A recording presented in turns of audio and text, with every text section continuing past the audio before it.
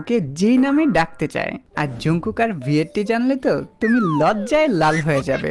So চলো জেনে নেওয়া যাক। Number 1, Jimin. জিমিন তার বউকে বেবি বলে ডাকবে, আর সে কিন্তু অনেক রোমান্টিক, বুঝছো? নাম্বার 2, জেহুপ।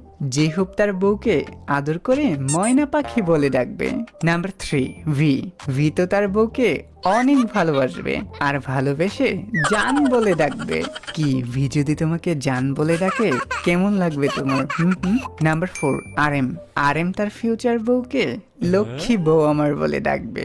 নাম্বার 5, সুগা। সুগা তার বউকে ময়না পাখি নামে ডাকবে। নাম্বার 6, জিন।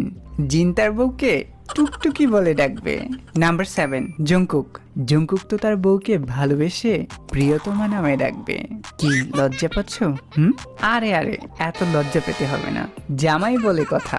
যাই হোক, তুমি তোমার ফিউচার হাজবেন্ডের থেকে কি নামে ডাক শুনতে চাও এখনই কমেন্ট করে জানিয়ে দাও।